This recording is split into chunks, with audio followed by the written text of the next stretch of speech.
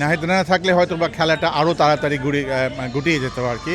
Australia হয়তো বা 150-এর মধ্যে অল আউট হয়ে যেত। এটা আমার ফার্স্ট টাইম ইন পারসন একটা ক্রিকেট ম্যাচ দেখা, আমার খুবই ভালো লেগেছে। দারুণ একটা দিন বাংলাদেশের। হাসান মাহমুদের 6 উইকেট, যেখানে বাংলাদেশকে ড্রাইভিং সিটে রেখেছে।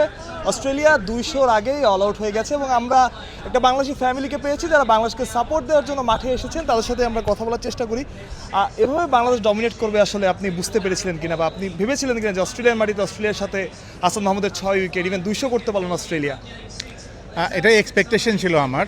2003 সালেও বাংলাদেশের খেলা দেখেছি আমি ডারউইনে বাস করি সেই 1999 সাল থেকে। এরপরে 2008 সালেও বাংলাদেশ এখানে আসছিল ওয়ান ডে খেলার জন্যে।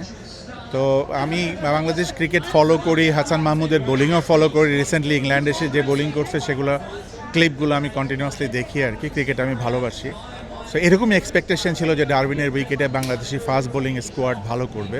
আমি আশা করেছিলাম যে 4টা পেস বোলার খেলবে, কিন্তু সেটা হয়নি ইনজুরির কারণে। কিন্তু তারপরে যে ফলাফল, আশাতীত ফলাফল, আমি খুবই খুবই খুবই আনন্দিত। আপু, আপনার কেমন লাগলো আসলে পুরো ব্যাপারটা? এটা আমার ফার্স্ট টাইম ইন পারসন একটা ক্রিকেট ম্যাচ দেখা, আমার খুবই ভালো লেগেছে।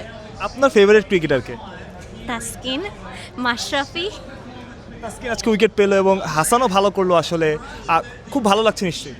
অবশ্যই অনেক ভালো লাগছে, খুবই খুশি। হাসানের বোলিং কেমন লাগলো? ভালো। আপনি বলছিলেন আপনার ফেভারিট ক্রিকেটার তাসকিন, আজকে নিশ্চয়ই হাসান মাহমুদও যুক্ত হলো সেখানে। Not yet. ওকে, হবে ইনশাআল্লাহ ভবিষ্যতে।